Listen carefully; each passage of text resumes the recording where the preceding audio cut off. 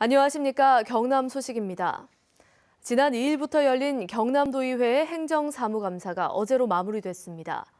도의원들은 사전 준비가 부족했고 피감기관인 경상남도와 교육청은 불성실한 답변 태도를 보였습니다. 진정은 기자입니다. 경남도 교육청에 대한 경남도의회 행정사무감사. 예정 시각보다 12분이 지나서야 의원들이 하나 둘씩 나타납니다. 열흘 내내 대부분의 행정사무감사가 제 시각보다 늦게 시작됐습니다. 의원님들이 안에서 회의도 하셨고 조금 늦게 도착하신 분도 있고. 도의원들의 준비도 소홀했습니다. 전체 의원 54명 가운데 질의자료를 미리 준비해 언론 등에 전달한 의원은 불과 서너 명.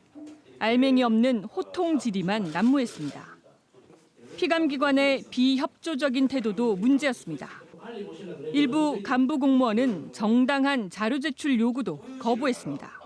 그러니까 그 부분을 내놔야지. 그러니까 그 부분에 대해서는 이번에 한 거는 1금고, 2금고 지정만 돼 있기 때문에 드릴 수가 없습니다. 그럼 문제 됩니까? 그 내부의 제한서에 대해서는 드릴 수는 없고요. 민감한 답변은 모르쇠로 일관했습니다. 박 교육감을 찾아가서 몇 날까지 했다는 사실을 알고 계십니까? 거기에 대한 구체적인 내용은 이 부분은 그러면은 모릅니다. 도교육청 감사는 박종훈 교육감의 불출석 논란으로 중단되면서 학교 비정규직 처우 개선과 자유학기제 등 교육 현장의 주요 사안은 다루지도 못했습니다. 다른 지적할 사항들이 많았는데 교육감께서 불출석하신 관계로 중단되어서 많이 아쉽습니다. 엉성한 준비에 불성실한 답변까지. 경남도정과 교육행정의 지난 1년을 점검하는 행정사무감사에 취지가 무색했습니다. KBS 뉴스 진정은입니다. 회생의 길로 들어선 STX 조선해양이 경영을 정상화하기까지는 갈 길이 멀기만 합니다. 추가 수주가 관건인데 금융권의 보증이 필수인 만큼 정부가 적극적으로 나서야 한다는 지적입니다. 보도에 손원혁 기자입니다. STX 조선해양이 가지고 있는 물량 29척은 내년 말이면 소진됩니다. 추가 수주가 경영 정상화의 관건이지만 낙관할 수 없는 상황입니다. 최근 해경에 경비함 5척 발주에 입찰조차 하지 못했습니다. 선박 수주의 필수 조건인 금융기관의 보증을 구하지 못한 겁니다. STX 조선은 회생계에 간 인가를 받은 만큼 기존 선주 등을 상대로 수주 활동을 본격화할 계획입니다. 경쟁적인 원가를 만들고 은행과 협조를 통해 가지고 이제 RG 관련 부분도 이제 해소를 해야 되고 쉽지는 않은 문제입니다. 하지만 금융권의 보증인 RG, 즉 선수금 환급 보증 확보가 시급한 과제입니다. SPP 조선도 지난해 선박 8척을 계약했지만 수출입은행이 RG 발급을 거절해 수주가 무산되기도 했습니다. 최소 6개월치 물량이었는데 SPP 조선은 현재 일이 없어 존폐기로에 섰습니다. 이처럼 정부의 조선산업 경쟁력 강화 방안에도 중소형 조선사 대책은 부실하다는 평가가 나오는 상황. 수주절벽 대책인 7조 5천억 원 규모 공공선박 발주 계획도 RG 발급을 받지 못하면 무용지물입니다. 조선산업의 발전을 위해 중소형 조선소의 생존은 필수적이라며 전문가들은 정부가 금융권에 적극적인 신호를 보내야 한다고 주문합니다. 금융지원에 기본이 없으면 상당히 중소형 조선소는 어려운 상황이 될 수밖에 없습니다. 산업적인 측면에서 조금 더 고려가 돼서 좀 지원이 되는 방향으로 가야 되지 않을까. 회생 결정이 난 중소형 조선사를 살리기 위해서는 금융권 보증 등과 관련한 정부의 구체적인 지원이 나와야 한다는 지적입니다. KBS 뉴스 손원혁입니다. 통영해양경비안전선은 최근 3년 동안 나흘에 1명꼴로 바다와 섬 지역 응급 환자를 이송했다고 밝혔습니다. 통영해경은 통영과 거제, 사천 등 담당 구역에서 지난 2014년 80명, 지난해 108명, 올해 10월 말까지 80명 등으로 섬 지역 응급 환자 268명을 경비 함정으로 이송했다고 설명했습니다. 응급 환자는 주로 뼈가 부러지거나 생명이 위독한 관광객과 낚시객, 어업 종사자 등으로 집계됐습니다. 어제 저녁 8시 40분쯤 경남 사천시 곤명면의 한 주택에서 불이 나 30분 만에 꺼졌습니다. 이 불로 집주인 85살 황 모 씨가 숨지고 주택 내부 60제곱미터 같아 소방서 추산 500만 원 상당의 재산 피해가 났습니다. 경찰은 정확한 화재 원인을 조사하고 있습니다. 창원 해양경비안전서는 불법 체류 외국인들이 건설 현장에 취업할 수 있도록 알선한 혐의로 중국 동포 44살 온 모 씨를 입건했습니다. 온 씨는 지난 7월부터 관광비자로 입국한 외국인들 12명이 거제 지역의 신축 아파트 건설 현장에 취업할 수 있도록 알선한 혐의를 받고 있습니다. 해경은 또 온 씨에게 아파트 공사 관련 업무를 맡긴 혐의로 A건설사 관리소장도 추가 입건할 방침이라고 밝혔습니다. 일반 상점에서 위조된 유명 상품을 판매한 109곳이 적발됐습니다. 경상남도는 지난 2월부터 지난달까지 위조 상품 단속을 한 결과 경남 109개 업체에서 위조 상품 406점을 적발했다고 밝혔습니다. 위조 상품은 명품 정상 가격의 10에서 20% 선에서 판매가 됐습니다. 인터넷 도박 홍보 사이트 전체를 해킹해 광고 수익을 빼돌린 해커 일당이 경찰에 붙잡혔습니다. 도박 홍보 사이트 자체가 불법인 탓에 피해자들은 경찰에 신고도 못했습니다. 이준석 기자가 보도합니다. 원룸 아파트에 들이닥친 경찰이 컴퓨터를 샅샅이 뒤집니다. 9명의 해커 일당이 인터넷 도박 홍보 사이트를 가로채는 데 사용한 컴퓨터입니다.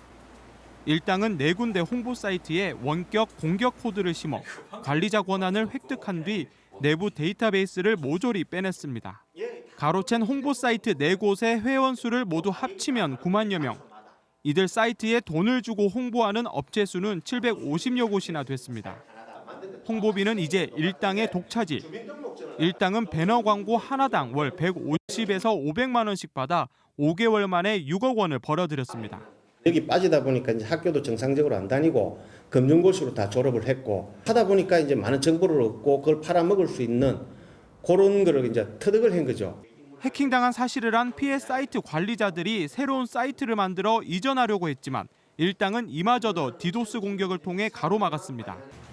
도박 사이트 홍보 자체가 불법인 탓에 경찰에 신고도 하지 못한 채 그대로 당할 수밖에 없었습니다. 경찰은 정보통신망 이용 촉진 및 정보 보호에 관한 법률 위반 등의 혐의로 최 씨 등 3명을 구속하고 4명을 불구속 입건했습니다. 또 해외로 달아난 해커 등 2명을 쫓고 있습니다. KBS 뉴스 이준석입니다. 흰발, 농개 등 멸종위기 생물이 서식해 보전 가치가 높은 남해 일악사 갯벌에 모래 포집기가 설치됐습니다. 국내에서는 최초로 시도되는 방식으로 생물 서식지 안정화에 도움이 될 것으로 기대되고 있습니다. 최세진 기자가 보도합니다. 이충무공 유적이 있는 남해 관음포 일악사 갯벌.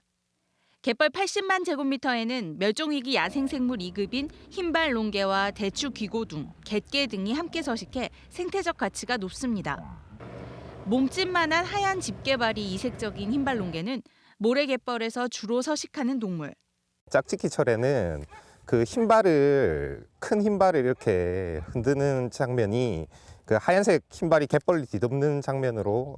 하지만 일악사 갯벌은 모래갯벌이 많이 유실되면서 서식지가 부분적으로 나눠져 있습니다. 이 때문에 한려해상 국립공원 사무소는 서식지를 이어주기 위한 모래 포집기를 설치했습니다. 독일 방식을 개조한 이 모래 포집기는 해류에 쓸려온 모래가 다시 바다로 쓸려 나가지 않게 하는 역할을 합니다. 바람에 날리는 모래를 붙잡는 모래 포집기는 기존에도 있었지만 수중에 있는 바닷모래를 포집하는 것은 국내에서도 처음입니다. 해류의 방향과 물의 속도를 갖다가 감안해서 격자형이 아닌 굴곡형으로 저희는 약간 개조시킨 모래 포집기를 사용하고 있습니다. 한려해상 사무소는 또 기존의 폐 방파제 52제곱미터를 철거하고 모래 유실을 막기 위해 갯잔디도 심는 등 갯벌 환경 보전을 계속 추진할 계획입니다. KBS 뉴스 최세진입니다.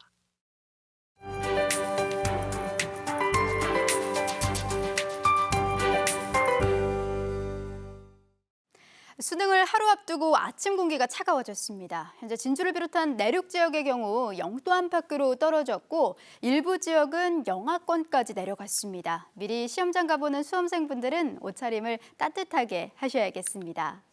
내일은 오늘만큼 쌀쌀하진 않겠습니다. 아침 기온 평년급과 비슷하겠고 단 낮 기온은 16도 선까지 올라 일교차가 크게 벌어지는 점 염두에 두셔야겠습니다. 오늘은 서해상에서 동진하는 고기압의 영향을 받겠습니다. 이 시각 위성 영상 보시면 현재 남부지방 대체로 맑은 가운데 구름량 적은 모습입니다. 미세먼지 농도는 보통 수준을 유지하겠습니다.